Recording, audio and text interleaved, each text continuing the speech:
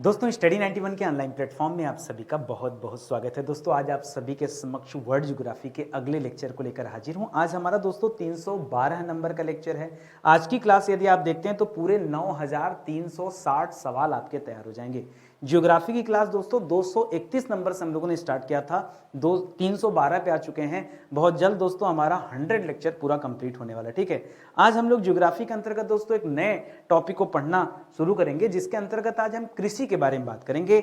World wide दोस्तों कृषि से संबंधित मैं बहुत सारे सवालों पर परिचर्चा करने वाला हूं। विश्वास कीजिए बहुत सारे सवाल यहां से आते हैं, पढ़कर दोस्तों आपको बहुत मजा भी आने वाला है। ठीक है, स्क्रीन पर बहुत सारे सवाल दिख भी रहे हैं, उन सभी सवालों का जवाब आपको अपनी क्लास में देने वाला हूं। स्टडी 91 के प्लेटफॉर्म से कई सारे विषय के लिए फाउंडेशन कोर्स लॉन्च किए गए। देखिए आपका फाउंडेशन अगर मजबूत होगा, जैसे कोई बिल्डिंग बनती है ना, बिल्डिंग की फाउंडेशन अगर मजबूत है तो उस बिल्डिंग को चाहे कितना भी ऊपर आप लेके जा सकते हैं, लेकिन अगर न्यू फाउंडेशन ही खराब हो तो दोस्तों वो बिल्डिंग ज्यादा दिन तक टिकने वाली नहीं है। उसी तरह दोस्तों ये ज्ञान विज्ञान है। ठीक है, आपका जो ज्ञान है ना वो फाउंडेशन पे टिका है। फाउंडेशन नहीं मजबूत है तो सब बेकार है। अभी जो मैं आपको पढ़ा रहा हूं ये क्लास मैं सिर्फ इसलिए देता हूं, आपने कई बार ज्योग्राफी पढ़ा होगा, लेकिन दोस्तों आप एक बार अपना नोट्स खोलिए और देखिए कि आपके वर्ल्ड ज्योग्राफी की क्लास में आपने जो नोट्स बनाया उसमें कृषि वाला चैप्टर है भी या नहीं है। नहीं है तो क्यों नहीं है, आपको पढ़ना चाहिए कि नहीं, इन सारे सवालों का जवाब मिल जाएगा यदि आप हमारे फाउंडेशन बैच को ज्वाइन करेंगे। तो दोस्तों स्टडी 91 का जो बैच है ना, फाउंडेशन कोर्स का जो मैं पढ़ाता हूं, उसकी तो गारंटी देता हूं दोस्तों, भारत का कोई भी एग्जाम दीजिए या कोई भी टॉपिक लीजिए, कोई भी टॉपिक आपके नजर से ओझल नहीं जाएगा। हर एक टॉपिक पर दोस्तों चर्चा होती है और इतनी विस्तार से चर्चा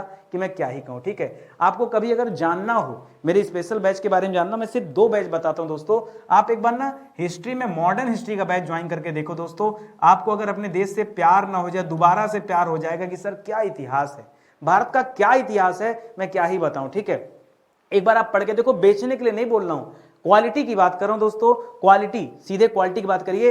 कोई भी एक बच्चा बता दे कि हाँ इसकी क्वालिटी अच्छी नहीं, क्वालिटी की बात कीजिएगा। ठीक है, आप बता दीजिएगा, अगर नहीं अच्छी तो मैं पैसे रिफंड कर दूंगा भाई। ठीक है, ये वीडियो याद रखना कि सर 312 नंबर के लेक्चर में आपने ऐसा कहा था, पढ़ के देखना फिर बताना, डंके की चोट पे बोलना हो।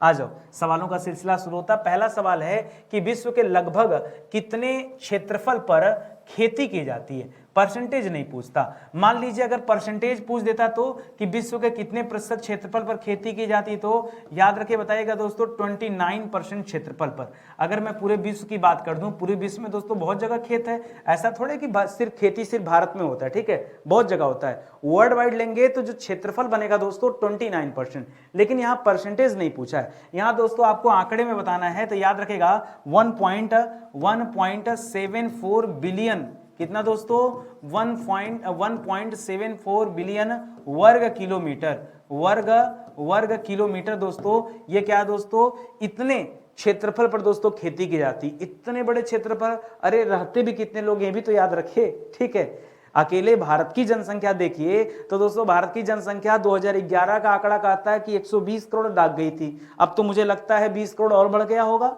140 करोड़ दाग गया होगा, है कि नहीं।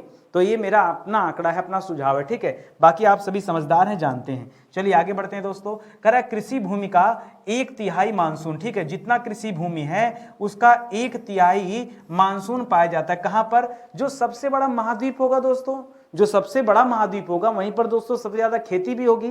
तो याद रखिए दोस्तों 1/3 मानसून तो अकेले एशिया में पाया जाता है। ठीक है, एशिया महाद्वीप पर पाया जाता है दोस्तों। 1/3 मतलब कितना हो गया दोस्तों, सीधा सीधा 33% की बात कर रहा है। 1/3 का मतलब क्या है, 100/3 यानी 33% की बात हो रहा है। अगला देखिए, कह रहा उत्तरी अमेरिका और अफ्रीका, दोस्तों इन दोनों में बराबर लगभग आंकड़ा है। तो पूछ रहा है दोस्तों उत्तरी अमेरिका और अफ्रीका के कितने प्रतिशत भाग पर खेती की जाती है। उत्तरी अमेरिका से ज्यादा खेती तो दोस्तों दक्षिण अमेरिका में होता है। दक्षिण अमेरिका में खेती होती है 18% हिस्से पर। याद रखेंगे, अगर यही सवाल देता कि दक्षिण अमेरिका के कितने प्रतिशत हिस्से पर खेती होती है, तब हम बताते 18%। फिलहाल हमें तो उत्तरी अमेरिका और अफ्रीका के बारे में पूछ रहा है, तो याद रखेगा दोस्तों 10%। ठीक है, उत्तरी अमेरिका और अफ्रीका के 10% हिस्से पर दोस्तों खेती होती है। अरे सर अफ्रीका तो इतना बड़ा है, इसे अंध महाद्वीप कहा जाता है और खेती खाली 10%। अरे मेरे भाई मरुस्थल तो है अफ्रीका में, है क्या? सहारा मरुस्थल इतना बड़ा, दुनिया का सबसे बड़ा मरुस्थल सहारा, काला हारी भरी, मतलब आधा से ज्यादा अफ्रीका तो दोस्तों मरुस्थल है। फिर यहां पर खेती कैसे होगी बताओ मुझे? तो ये आप तथ्य याद रखेगा, ठीक है। समझ में आ रहा है ना? चलिए आगे बढ़ते हैं, अगले सवाल पर आते हैं। अगला सवाल दे रहा है कि दक्षिण अमेरिका के कितने प्रतिशत भाग पर? तो दोस्तों अभी तक हम लोगों ने क्या पढ़ा? अभी तक हम लोगों ने पढ़ा कि अगर मामला एशिया का हो, मामला एशिया का होगा तो हम बताएंगे 33%। मामला अगर उत्तरी अमेरिका प्लस अफ्रीका का होगा तो अस अमेरिका अस अफ्रीका इन लोगों के लिए डेटा कितना दोस्तों? 10%। और जो हमसे दक्षिणी अमेरिका का पूछ रहा है इसका हिस्सा कितना दोस्तों? 18%। सबसे कम हिस्सा किसका आता दोस्तों? तो सबसे कम हिस्सा आता ऑस्ट्रेलिया का, ठीक है। वैसे दोस्तों ऑस्ट्रेलिया जो है ये सबसे छोटा महाद्वीप भी है, ठीक है। सबसे छोटा महाद्वीप दोस्तों कौन सा है? ऑस्ट्रेलिया महाद्वीप है। जब सबसे छोटा है तो खेती का परसेंटेज भी सबसे छोटा होगा। कितना परसेंट है भैया? तो याद रखेंगे केवल और केवल 6% है। कितना है? 6। फिर से एक बार आंकड़े याद रखिए। एशिया की बात करेंगे तो 33% पर दोस्तों क्या होता है? खेती होता है। उत्तरी अमेरिका और अफ्रीका की बात करेंगे तो 10% पर खेती होता है। दक्षिण अमेरिका की बात करेंगे तो 18% पर खेती होता है। ऑस्ट्रेलिया की बात करेंगे तो 6% पर खेती होता है, ठीक है। इस तथ्य को आप याद रखेंगे। अगला सवाल देखिए, अगला सवाल दे रहा है कि वर्तमान में विश्व जनसंख्या का कितना प्रतिशत भाग, ठीक है, कृषि और पशुपालन पर दोस्तों निर्भर है? पूरे दुनिया में जितने लोग रहते हैं, जितने भी लोग रहते हैं, ठीक है, मान लीजिए 100 लोग रहते हैं, पूरे दुनिया में 100 लोग रहते हैं, उन 100 में से कितने परसेंट लोग दोस्तों खेती से जुड़े हैं, पशुपालन से जुड़े हैं? तो आंकड़ा याद रखेगा दोस्तों, लगभग 40% लोग, ठीक है। कितना? लगभग 40% लोग दोस्तों, ठीक है। मैं वर्ल्ड वाइड बात कर रहा हूं, मैं भारत की बात नहीं कर रहा हूं, ठीक है, मैं भारत की बात नहीं कर रहा हूं। इस तथ्य को भी आप याद रखेगा, ठीक है। चलिए, अच्छा एक चीज तो मैं भूल गया, हम लोगों ने कहीं वो नहीं लिखा ना, यूरोप नहीं लिखा ना। देखिए यूरोप की बात होगा ना तो यूरोप और एशिया को एक साथ मिला लीजिएगा, ठीक है। लेकिन जब आप यूरोप एशिया को एक साथ मिलाएंगे, यूरोप और एशिया, तब दोस्तों इस चक्कर में परसेंटेज जो होता है थोड़ा सा घट जाता है, ठीक है। ये परसेंटेज दोस्तों कितना हो जाता है? लगभग 30% यहाँ का आ जाता है। कितना? 30 के आसपास आंकड़ा चला जाता है, ठीक है। हमको लगा एक महाद्वीप कम हो रहा है, कैसे कम हो गया, क्या नहीं बताया बच्चों को, ठीक है। ये तो इसको आप याद रखेंगे, समझ में आ गया ना? चलिए आगे बढ़ते हैं, अगले सवाल पर आइए। कह रहा है कि विश्व में सबसे कम कृषि जनसंख्या घनत्व, बहुत ध्यान से पढ़िएगा, इस तरह का सवाल जल्दी आपको मिलेगा नहीं, ठीक है। कह रहा है सबसे कम कृषि जनसंख्या घनत्व। अच्छा मान लीजिए बच्चे कंफ्यूज यहीं पे, मुझे पता है कंफ्यूजन हो रहा है, सुनो। कृषि शब्द लगा दिया ना इसलिए टेंशन। मान लो मैंने कृषि को छिपा दिया और आपसे पूछ रहा है जनसंख्या घनत्व। जनसंख्या घनत्व का मतलब क्या होता है? जनसंख्या घनत्व का मतलब होता है, अगर मैं आपसे पूछूं कि जनसंख्या घनत्व क्या कहते हैं, पहले ये समझिए, ठीक है। जनसंख्या घनत्व इसका मतलब क्या होता है? तो याद रखेगा प्रति इकाई वर्ग किलोमीटर, प्रति इकाई वर्ग किलोमीटर। इसका मतलब क्या हो गया? एक किलोमीटर से ले लीजिए, ये चारों क्या है दोस्तों? ये वर्ग है, बराबर है। और ये आंकड़ा कितना दोस्तों? 1 किलोमीटर। मतलब 1 किलोमीटर ऐसे, फिर 1 किलोमीटर ऐसे, 1 किलोमीटर ऐसे और 1 किलोमीटर ऐसे, इन चारों को मिला देंगे तो 1 किलोमीटर का एरिया हो गया। इसमें कितने लोग निवास करते हैं उसी को कहा जाता है जनसंख्या घनत्व। प्रति इकाई वर्ग किलोमीटर में रहने वाले लोगों की संख्या क्या कहलाती दोस्तों?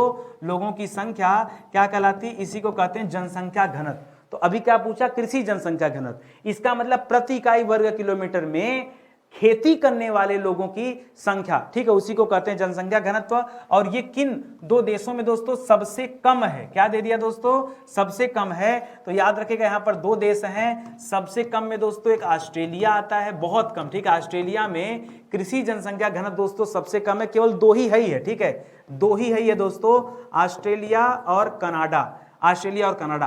आंकड़ा कितना दोस्तों? तो 2 व्यक्ति प्रति वर्ग किलोमीटर, समझ रहे हैं? 2 व्यक्ति प्रति वर्ग किलोमीटर, यानी एक किलोमीटर में दोस्तों कितने व्यक्ति खेती करते हैं? खाली 2 आदमी खेती करते हैं। कितने आदमी? खाली 2 आदमी खेती करते हैं। कहा? मैं ऑस्ट्रेलिया और कनाडा की बात कर रहा हूं। सर सच्ची में यही सब तो नहीं पढ़ा था आपने? अरे यही सब तो पढ़ाने के लिए मैं आपको बुलाता हूं, आप आइए तो सही। मजा देखिए कितना आ रहा है ना, नई नई चीजें आपको मिल रहा है जानने को। आगे देखिए, कह रहा विश्व में सर्वाधिक कृषि जनसंख्या घनत्व, जैसे सबसे कम पूछा ना, इसी तरह कह रहा सर्वाधिक कृषि जनसंख्या घनत्व कितने किस देश में है। मतलब क्या कह रहा है दोस्तों, कह रहा 1 वर्ग किलोमीटर का हमने क्षेत्रफल लिया और 1 किलोमीटर में दोस्तों सबसे ज्यादा कृषि जनसंख्या घनत्व आपसे पूछा जा रहा है। कृषि जनसंख्या घनत्व आपसे पूछा जा रहा है कि 1 किलोमीटर में ज्यादा से ज्यादा लोग दोस्तों कहां पर काम करते हैं, ये बताइए। तो इस कंडीशन में दोस्तों कौन सा देश आ जाता है, पहले नंबर पे दोस्तों मालदीव आ जाता है। कौन आ जाता है, मालदीव देश है, ये आप याद रखेंगे मालदीव। कितना दोस्तों बताऊंगा ना तो आप परेशान हो जाएंगे। मालदीव में आंकड़ा है 8,200 व्यक्ति प्रति वर्ग किलोमीटर, ठीक है, प्रति वर्ग किलोमीटर। यानी 1 किलोमीटर में दोस्तों, 1 वर्ग किलोमीटर में 8,200 आदमी। सर भीड़ भीड़, कितना आदमी यहाँ खेती करते हैं भाई। मालदीव की बात कर रहा हूं, विश्वास कीजिए है आंकड़ा, जबरदस्त आंकड़ा है, ठीक है। नहीं याद करेंगे ना तो फेल हो जाएंगे, अच्छे से समझ लीजिए। चलिए आगे बढ़ते हैं, अगले सवाल पर देखते हैं। कह रहा है कृषि के अंतरराष्ट्रीय समझौते के अनुसार, ठीक है, ग्रीन बॉक्स में कौन सी आर्थिक सहायता सम्मिलित की जाती है। ग्रीन बॉक्स, ठीक है, ग्रीन बॉक्स का नाम कभी सुना कि नहीं, नहीं सुना ना। अच्छा, ग्रीन बॉक्स में ये कृषि का एक अंतरराष्ट्रीय समझौता है, हर देशों पर दोस्तों अंतरराष्ट्रीय समझौता लागू होता है। और इस ग्रीन बॉक्स में क्या क्या आते हैं, सबसे पहली खेती के लिए क्या जरूरी है, टेक्निक। टेक्निक कौन ढूंढेगा, नहीं पता, अरे सोचो सोचो कौन ढूंढेगा। अगर खेती, देखिए ज्यादा से ज्यादा खेती कैसे हो, खेती का मतलब ये थोड़े है कि जितना खेत खेती करते रहो वही रूढ़िवादी परंपरा से। अरे रूढ़िवादी परंपरा से खेती करोगे तो उत्पादन कम होगा, आपको टेक्नोलॉजी लाना पड़ेगा, समझ रहे हैं ना। टेक्नोलॉजी का यूज करेंगे तो कम समय में अपने उत्पादन को आप बढ़ा सकते हैं। मैं आपसे कह रहा हूं दोस्तों, उत्पादन को बढ़ाने के लिए टेक्नोलॉजी तो जरूरी है, लेकिन अगर बीज उन्नत नहीं होगा तो टेक्नोलॉजी लाके क्या करेंगे। आप जो है ट्रैक्टर ला दिए कि खेत जोत देंगे, लेकिन अगर आपका बीज खराब हो तो खेत जोतने का लाभ मिलेगा नहीं सर। खेत जोतने का लाभ कब मिलेगा, जब बीज की क्वालिटी अच्छी हो। और बीज के लिए क्या, बीज की क्वालिटी के लिए कौन जिम्मेदार है सर, उसके लिए तो बहुत सारे भारत में रिसर्च इंस्टीट्यूट हैं। हाँ वही वही वही वही मैं जानना चाह रहा हूं, कौन है सर, वो हम लोग एक पढ़ते हैं कृषि अनुसंधान संस्थान। वो जो पहले पूसा बिहार में था, बिल्डिंगियां गिर गई 1935 में, फिर दिल्ली चला गया, ठीक है। तो सबसे पहले याद रखेंगे दोस्तों, यहां पर कौन है, किसे रखा जाता है, यहां रखा जाता है कृषि अनुसंधान को। बच्चा क्या करता है, रटता है, ठीक है, रटना नहीं है। ये दोस्तों कृषि आर्थिक सहायता सम्मिलित है इसमें दोस्तों, ये आप याद रखेंगे इसके अंतर्गत। दूसरा क्या दोस्तों, अब देखिए मान लीजिए उन्नत किस्म की बीज आ गई, ठीक है। अब क्या होगा, अब मान लीजिए आपने खेत भी जोत दिया, जोतने के बाद बीज छींट दिया, बीज छूटने के बाद पौधे निकले। अब पौधे निकले दोस्तों, उनको बचाना है, किससे, कीट पतंगों से, यानी उनका संरक्षण करना जरूरी है। यदि आपने संरक्षण नहीं किया तो सर उगा हुआ फसल खराब हो जाएगा, समझ में आ रहा है ना। तो क्या जरूरी है दोस्तों, कीट संरक्षण, ठीक है। तो दूसरे नंबर पे क्या आ जाएगा दोस्तों, याद रखेंगे यहां पर कीट संरक्षण। कोई दिक्कत आपको नहीं ना, कीट संरक्षण, पादप संरक्षण, ठीक है। आप कीट मत कहिए यार, कीट संरक्षण मतलब कीट को संरक्षण दे रहे हैं, आप यहां कहिए पादप संरक्षण। हम भी कहें यार गड़बड़, कीट संरक्षण मतलब आप कीटों को संरक्षण दे रहे हैं। अरे कीटों को संरक्षण देंगे कि मारेंगे, यहां तो कीटनाशक रोग भी लिख सकते हैं ना, कीटनाशक रोगों को नियंत्रित करने के लिए, ठीक है। और तीसरा पॉइंट जो आपको नहीं पता होगा वो है दोस्तों यहां पर निरीक्षण सेवा। क्या है दोस्तों, निरीक्षण सेवा, इसको बोलते हैं इंस्पेक्शन। सब कुछ करने के बाद इंस्पेक्शन बहुत जरूरी है, क्योंकि बिना इंस्पेक्शन के ये क्लियर नहीं होगा कि सब चीजें सही नहीं। ये दोस्तों 3 चीजें ग्रीन बॉक्स में रखी जाती हैं, इनको आप याद रखेंगे। ये बहुत शानदार सा सवाल है। अगले सवाल पर आइए, कहा सर्वप्रथम किस देश में उच्च उपज किस्म बीज दोस्तों विकसित किया गया था। तो सबसे हाई क्वालिटी का जो बीज विकसित किया गया दोस्तों, ये बीज विकसित किया गया था मैक्सिको में। कहां विकसित किया गया था, मैक्सिको में विकसित किया गया था। मैक्सिको कहां पड़ता दोस्तों, याद रखेगा ये उत्तरी अमेरिका महाद्वीप का हिस्सा है। किसका हिस्सा है, उत्तरी अमेरिका महाद्वीप का हिस्सा, हालांकि मध्य अमेरिका के अंतर्गत आता है। और आपने दोस्तों यहां पर एक व्यक्ति का नाम सुना होगा, नॉर्मन बोरलाग। किसका नाम सुना होगा, नॉर्मन बोरलाग, ठीक है।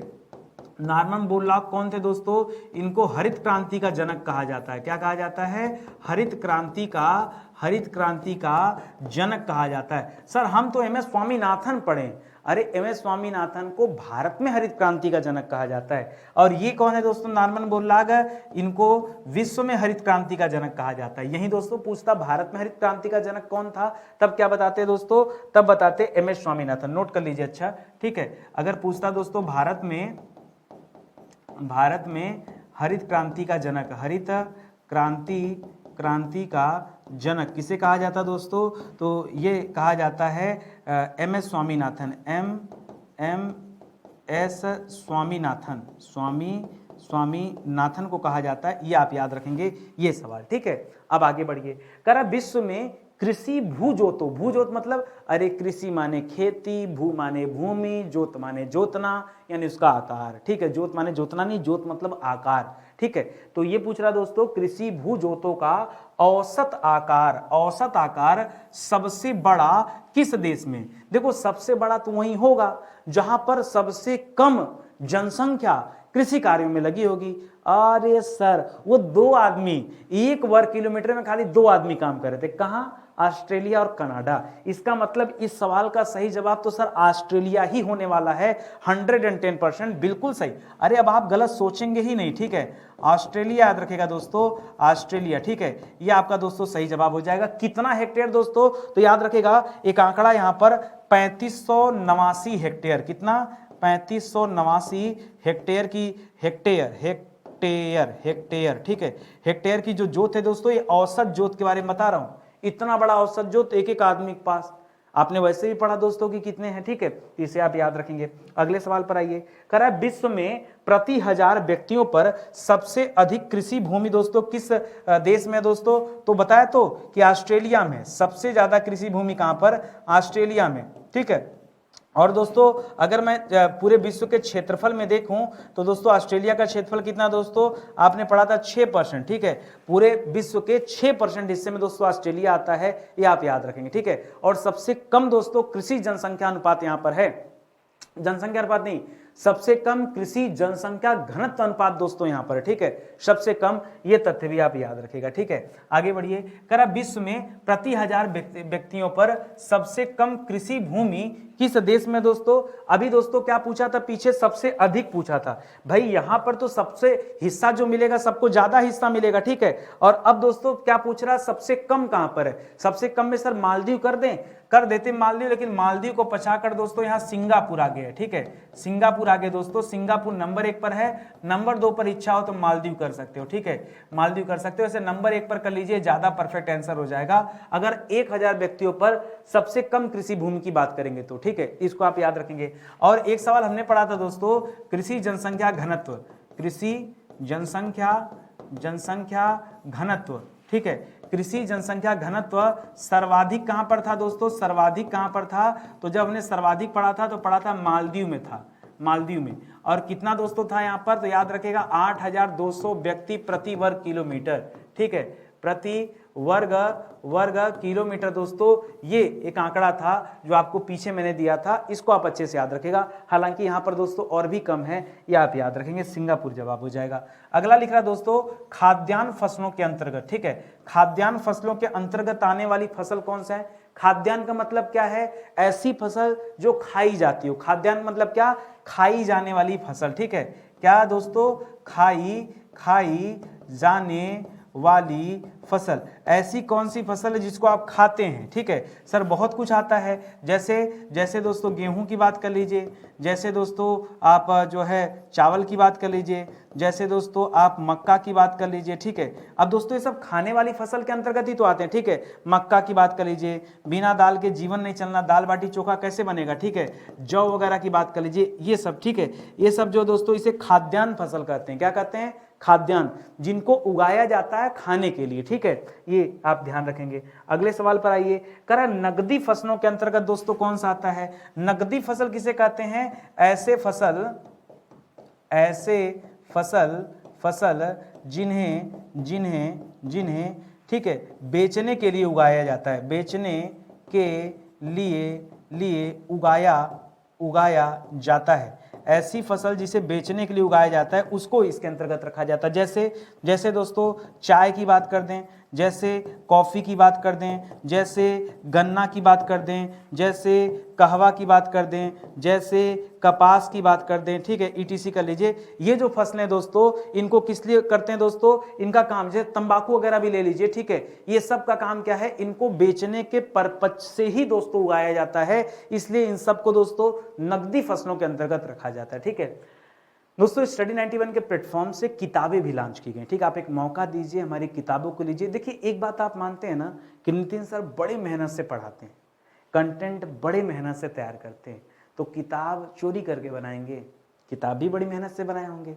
आप मौका दीजिए, जुड़िए हमारे साथ, किताबों को लीजिए, पहले पढ़िए और देखिए किताब में कितना दम है। बहुत ज़बरदस्त दोस्तों किताब है, आप लेके देखिए। ऐसे अलग अलग परीक्षाओं के लिए, अलग अलग विषयों के लिए दोस्तों हमने किताब तैयार किया है। आपको जानकारी चाहिए तो आप सिर्फ इस नंबर पर दोस्तों कॉल कीजिए, संपर्क कीजिए, हमारी टीम आपसे कनेक्ट हो जाएगी, आपको बाकायदा जो है जानकारी मिलेगी। ठीक है, अगला सवाल दोस्तों, बागानी फसल। ठीक है, बागानी फसलों के अंतर्गत आने वाली फसल कौन सी है? ऐसी फसलें जो जिनकी बाग हो। ठीक है, ऐसी फसलें जिनमें क्या दोस्तों, जो बाग से संबंधित हो। ठीक है, बागानी फसल में क्या होगा दोस्तों, बाग, जैसे गेहूं का बाग नहीं होता, चावल का बाग नहीं होता, लेकिन दोस्तों बाग में यहां पर देखिए काफी का भी बाग होता है। आप चाय के बागान देखे होंगे, आप कहते हैं ना काफी के बागान, चाय के बागान, कहवा के बागान, ये सब के बागान होते हैं। ठीक है, तो याद रखें दोस्तों, ये चाय। अब आप कहेंगे सर बच्चा ही कंफ्यूज कि सर अभी तो आपने पीछे कहा कि जो है ये सब नकदी फसल है, ये नकदी के अंतर्गत भी आता है। ठीक है, नारियल हो गया, ठीक है, ये सब नकदी के अंतर्गत भी आते हैं और ये सब जो है बागानी फसलों के अंतर्गत भी आते हैं, क्योंकि इनके बाग देखने को मिलते हैं। तो बाग शब्द आप याद रखेंगे तो अच्छे से आपको समझ आएगा। कह रहा रेशेदार फसलों के अंतर्गत दोस्तों कौन कौन रखा जाता है? ठीक है, रेशेदार, क्या रेशेदार फसल बेचने के लिए नहीं लगाया जाता? तो ये भी नकदी फसल कहलाएगा, लेकिन इसमें रेशा होता है, इस वजह से दोस्तों यहां पर अलग नाम हो जाएगा। जैसे कपास, ठीक है, कपास को दोस्तों सफेद सोना भी कहा जाता है। क्या कहा जाता है?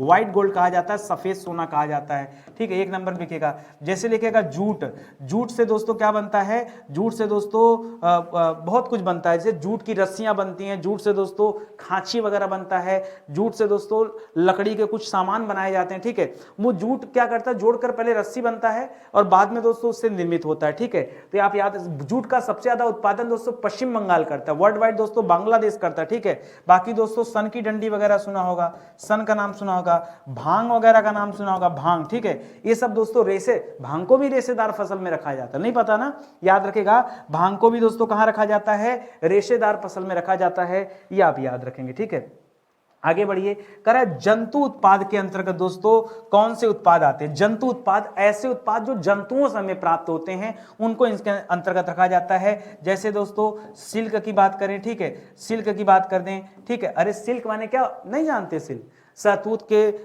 वृक्ष पर दोस्तों क्या पाए जाते हैं? ऐसे जीव पाए जाते हैं जिनसे सिल्क का उत्पादन होता है। दोस्तों जो भेड़ वगैरह रखे होंगे पता होगा, उनसे ऊन का उत्पादन हो गया। ठीक है, और गाय वगैरह, गाय बकरी रखे होंगे तो उनसे दूध का उत्पादन हो गया। ठीक है, इसी तरह दोस्तों दूध के अलावा मांस को भी दोस्तों इसके अंतर्गत रखा जाए, सीधे उठा काट दिया, ठीक है, उसको उठा बेच दिया। ठीक है, तो ये सब दोस्तों जंतु उत्पाद के अंतर्गत आते हैं, इन्हें भी आप याद रखिएगा। ठीक है, आगे बढ़िए, अगले सवाल पर आइए। करा काफी को भारत में किसके द्वारा लाया गया था? दोस्तों काफी जो है ये भारत की फसल नहीं है। ठीक है, कॉफी जो है दोस्तों, ठीक है, कॉफी ये भारत की फसल नहीं है। फिर दोस्तों काफी को किसके द्वारा लाया गया ये आप बताइए। तो दोस्तों भारत में बहुत सारे विदेशी यात्री आए हैं। ठीक है, उनमें दोस्तों जब कभी आप साउथ इंडिया की बात करेंगे तो बाबा बुदन की पहाड़ी का नाम सुना होगा। एक्चुअली एक फकीर बाबा थे बाबा बुदन, वहीं पर दोस्तों काफी लाया गया था, उन्हीं के द्वारा, उन्हीं का नाम आता है। ठीक है, एक फकीर बाबा थे, फकीर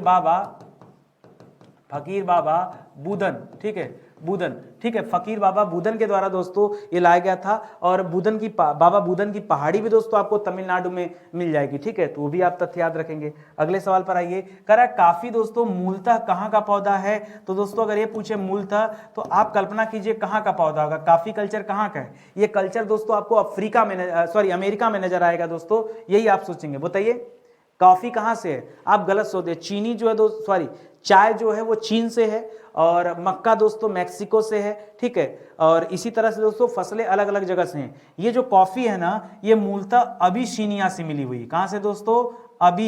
अबिसीनिया। ठीक है, सीनिया, अबिसीनिया का नाम सुना है? अबिसीनिया से दोस्तों मिली हुई है। और अबिसीनिया दोस्तों ये अफ्रीका के अंतर्गत ही आता है। ये पूर्वी अफ्रीका के अंतर्गत दोस्तों आता है, ठीक है, पूर्वी अफ्रीका के उच्च भूमि में, ठीक है, उच्च भूमि के अंतर्गत दोस्तों आता है, ठीक है, जहां से ये काफी का जो है उत्पादन माना जाता है, मतलब मूलतः काफी वहीं का था और वापस दोस्तों ये भारत में आया है, बाबा बुदन की पहाड़ी पर दोस्तों इसको देखा गया था, ठीक है, ये डेटा है। करा रबड़ के बीज को किसके द्वारा दोस्तों भारत में लाया गया? रबड़ का बीज, ठीक है, रबड़ का बीज दोस्तों, रबड़ के भी दोस्तों वृक्ष होते हैं, आपको पता है, इसके भी दोस्तों, रबड़ के भी दोस्तों वृक्ष पाए जाते हैं, ठीक है, इसकी भी दोस्तों खेती होती है बाकायदा, ठीक है, जैसे नारियल वगैरह ताड़ वगैरह उगाते हैं ना, उसी तरह दोस्तों रबड़ की खेती होती है। ये खेती कहां पर देखने को मिलेगा? आप केरल साइड चले जाइए, केरल बहुतायत मात्रा में दोस्तों रबड़ की खेती होती है, बाकी थाईलैंड वगैरह जाएंगे तो वहां बहुत ज्यादा होता है, ठीक है।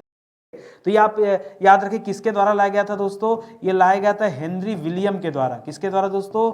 हेनरी विलियम के द्वारा दोस्तों इसको लाया गया था। और कब लाया गया था ये तो मैं नहीं बता पाऊंगा, ठीक है, कब लाया गया था? बहुत पहले, ठीक है, समय नहीं याद आ रहा है, ठीक है, 1800 समथिंग है, मुझे इतनी जानकारी नहीं है, ठीक है, हेनरी विलियम के द्वारा लगाया था दोस्तों, तो ये आप याद रखेंगे, ठीक है।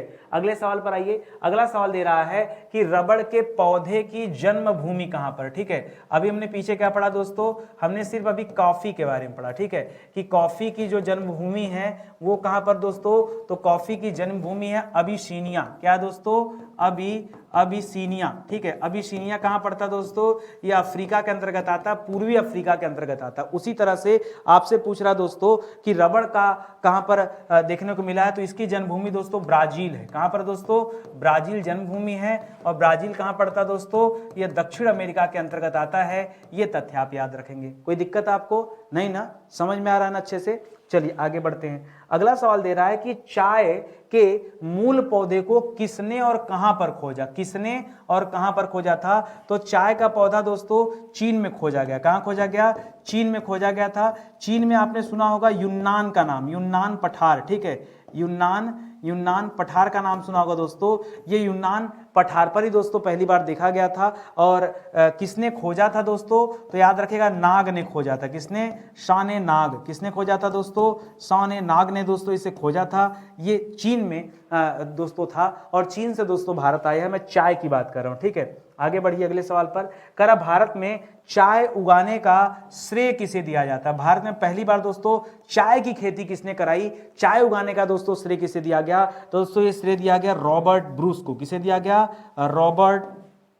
रॉबर्ट ब्रूस को दोस्तों सबसे पहले चाय उगाने का दोस्तों श्रेय दिया गया है। इस तथ्य को याद रखिएगा। वैसे मैंने और डिटेल पढ़ा है, इनसे भी अच्छा दोस्तों नाम है आप याद रख सकते हैं। असम के एक व्यक्ति थे, उनका नाम था दीवान, ठीक है, दीवान राम। क्या नाम था दोस्तों? दीवान राम, ठीक है। ये एक सज्जन थे दोस्तों, इन्होंने सबसे पहले दोस्तों चाय उगाया था, लेकिन नाम अंग्रेजों ने दोस्तों छाप दिया किसको? इनका पूरा नाम था मनीराम दीवान, ठीक है, मनीराम दीवान, उल्टा लिख रहा हूं मैं, मनीराम दीवान, ठीक है, मनीराम दीवान दोस्तों, इनको दोस्तों चाय उगाने का श्रेय दिया जाता है। लेकिन अंग्रेजी सरकार थी तो मौका कभी भारतीयों को दिया नहीं। हर चीज दोस्तों इन्होंने ढूंढा है, हमने कुछ नहीं किया। हम हमेशा इनके गुलाम रहे, हम कोई ढूंढते ही नहीं थे, ठीक है, सब कुछ बाबा लोग ढूंढते थे, ठीक है, हर जगह इन्हीं का नाम। आगे देखिए, कह रहा कपास का प्राचीनतम साक्ष्य कहां मिला? हाँ, ये तो इतना पुराना साक्ष्य है कि अंग्रेज कह भी नहीं सकते कि हम धरती पे पैदा हुए थे, ठीक है, क्योंकि उनका धर्म छोड़िए, मतलब वो छोड़िए, उनका पूरा धर्म ही नहीं था जब दोस्तों कपास की खेती होती थी। और कपास की खेती तब से भारत में हो रही है जब सिंधु घाटी सभ्यता चल रही थी। क्या चल रही थी दोस्तों भारत में? आपने सिंधु घाटी सभ्यता का नाम सुना था? सिंधु घाटी सभ्यता का नाम सुना था? सिंधु घाटी सभ्यता, ठीक है। सिंधु घाटी सभ्यता के अंतर्गत दोस्तों आपने मेहरगढ़ का नाम सुना होगा। किसका नाम सुना होगा? मेहरगढ़ का नाम सुना होगा। ये मेहरगढ़ अभी कहां पर दोस्तों? वर्तमान में तो मेहरगढ़ पाकिस्तान में है, लेकिन पहली बार दोस्तों इसका जो साक्ष्य मिला, कपास का सबसे प्राचीनतम जो साक्ष्य मिला वो यहीं से मिला था, ठीक है। तो ये तथ्य भी आप याद रखेंगे। मेहरगढ़ से दोस्तों चावल के भी प्राचीनतम साक्ष्य मिले हैं, याद रखिएगा। अगला सवाल है दोस्तों तंबाकू, ठीक है। तंबाकू का मूल स्थान दोस्तों कहां पर है? एक यही है जो थोड़ा सा मनभावन है, ठीक है, सबका, ठीक है। तो ये कहां पर दोस्तों? तो याद रखिएगा, तंबाकू जो है ये दक्षिण अमेरिका से आया है। कहां से दोस्तों? तंबाकू जो है ये दक्षिण अमेरिका से आया है। यह आप तथ्य याद रखेंगे। तंबाकू कहां से आया? दक्षिण अमेरिका से। और इसकी उत्पत्ति का केंद्र कहां माना जाता है दोस्तों? इसका जन्मस्थान लिखिए सीधा, इसका जन्मस्थान कहां माना जाता है? इसका जन्मस्थान माना जाता है पेरू। क्या माना जाता है? पेरू का नाम सुना ना, पेरू, पेरू की राजधानी कहां पर है, लीमा, ठीक है। तो पेरू वाला बेल्ट हो गया, सब एंडीज पर्वतमाला के अंतर्गत आते हैं। पेरू हो गया, इक्वाडोर हो गया, ये दोनों स्थान दोस्तों ये बेस माने जाते हैं कि यहीं पर सबसे पहले तंबाकू जो उगा था, ये उसके मूल स्थान माने जाते हैं, ठीक है।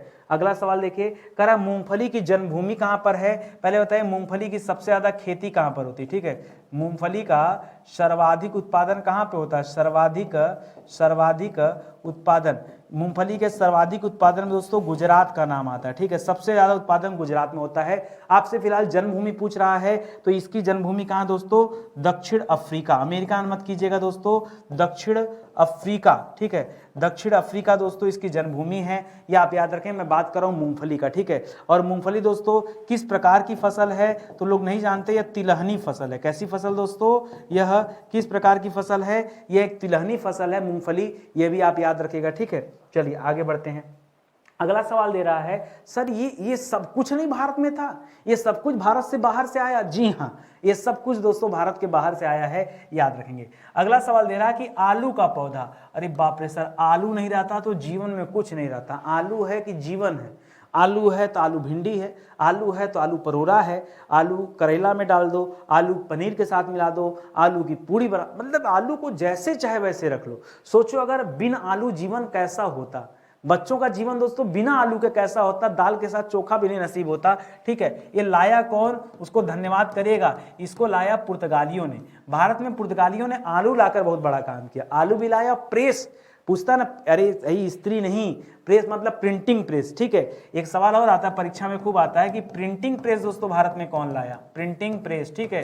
तो प्रिंटिंग प्रेस की शुरुआत भी पुर्तगालियों ने ही किया है, ये तथ्य याद रखेंगे। फिलहाल पुर्तगाल से आया है, ये आप याद रखेंगे, ठीक है। करा दोस्तों अगला सवाल, करा गन्ना वंशज है। यदि मैं आपसे कहूं दोस्तों कि गन्ना किसका वंशज है, गन्ना बांस की एक प्रजाति है। क्या बताऊं दोस्तों, यदि मैं आपसे कहूं कि गन्ना किसकी प्रजाति है, गन्ना बांस की एक प्रजाति है, आप मानोगे नहीं, कहोगे सर गन्ना बांस है। हाँ बांस, ठीक है। बांस के वृक्ष देखा ना, तो याद रखेगा गन्ना बांस की एक प्रजाति है, आप याद रखेंगे। बहुत शानदार सा सवाल है, ठीक है। और इसका एक नाम मिलता है दोस्तों सैकरम, क्या नाम मिलता है दोस्तों, सैकरम, ठीक है। तो ये आप याद रखेंगे, ठीक है। चलिए आगे बढ़ते हैं दोस्तों। अगला सवाल दे रहा है कि मक्का किस मूल का पौधा है। मक्का का जन्म स्थान दोस्तों कहां पर है, तो मक्का का जन्म स्थान है मैक्सिको। नाम भी सर इसका है मक्का मैक्सिको, ये तो आराम से सर याद कर लेंगे, ठीक है। मक्का का जन्म स्थान कहां पर है, मैक्सिको है, जो कि मध्य अमेरिका में पड़ता है, तो आप याद रखेंगे, ठीक है। मध्य अमेरिका या फिर कहे उत्तरी अमेरिका महाद्वीप का हिस्सा है, ठीक है। पड़ता दोस्तों मध्य अमेरिका में है, तो इस तथ्य को भी आप याद रखेंगे, ठीक है। उम्मीद करता हूं आपको समझ आया होगा, अच्छे से आपने याद भी किया होगा। इसी तरह से आप जुड़े रहिए, कोई भी ऐसी टॉपिक नहीं मिलेगी आपको जिस पे हम लोगों ने चर्चा न किया हो, ठीक है। बस आप जुड़े रहेंगे तो सीखने समझने में बहुत मजा आएगा, बहुत कुछ मैं आपको सिखा समझा पाऊंगा। ऐसे विषय जो पूरी तरह से मैंने पढ़ा दिए गए, ये उन्हीं के दोस्तों नोट्स हैं। ये क्लास जो पहले मैं यूट्यूब पे देता था, उसी क्लास का नोट्स है। पहले आप क्लास देखिए, बाद में इस नोट्स को परचेज कीजिए। स्टडी 91 के वेबसाइट या एप्लीकेशन से बहुत जबरदस्त नोट्स हैं। ये सब हाथ से लिखे गए नोट्स हैं दोस्तों, आप इसे परचेज कर सकते हैं, लेकिन प्रिंट दोस्तों खुद से कराना पड़ेगा, ये आप समझ लीजिएगा, ठीक है। तो सेशन फिलहाल ही समाप्त होता है। मिलते हैं दोस्तों अगले लेक्चर में एक नए ऊर्जा के साथ, नए वीडियोज़ के साथ, फिर आगे की कहानी पर बातचीत करेंगे, ठीक है। बहुत बहुत धन्यवाद आप सभी का। तब तक के लिए जय हिंद, जय Bharat, thank you so much.